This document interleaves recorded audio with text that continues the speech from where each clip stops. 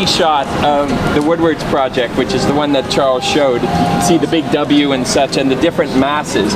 If you want to take some time after I've talked, run down to the corner, go on the other side, and you can take a picture back that way if you want the definitive picture of the Woodwards project.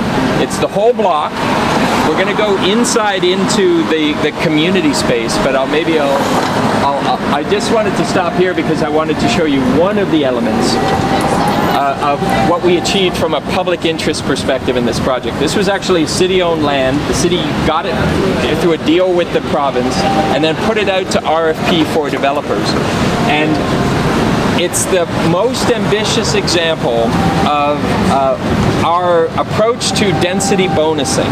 Does anybody not know what density bonusing is? Basically,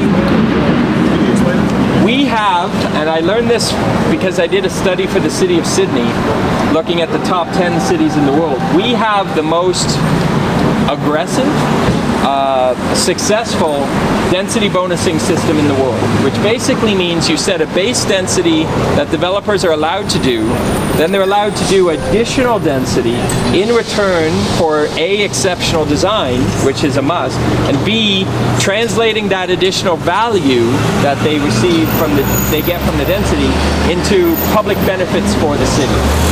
Basically, if you provide a value of different amenities and public benefits to the city, you can earn more density, as long as the design works. It's always a design first perspective. So this project, I'll just list it. When I say it's the most ambitious we've ever done, heritage restoration, preservation and restoration was one of the things. As I said, that density bank we were talking about was just one thing we use density for. You can buy density from other people to land to pay for heritage.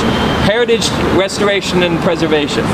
Daycare facilities, affordable housing, both rental and subsidized housing, community spaces, cultural spaces, public arts, just about even incubator space for low-income startups.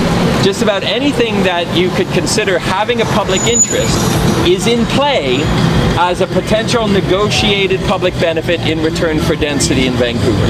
And we do it based on, here's the base density, here's the density that we're willing to support through the negotiated design process. We calculate the difference, that's called the land lift, and we negotiate 75% of that back. After reasonable developer profit is factored in, 75% back in the form of public benefits and amenities that make the density livable. This is one of the most important elements of the Vancouver model of city making, because as we densify, we get the amenities that we could never afford to pay for through the increase in density. So on this project, heritage restoration, the entire communal public space that we're about to see, a lot of this building right here given to the city for low-income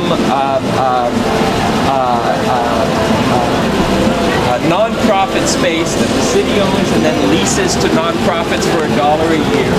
That's a very important amenity because it's all non-profits for the low-income community in the neighborhood. Public space. And the most important thing, probably the thing that makes this project unique, the towers of residential, and you'll see them better in there, have 500 market residential units.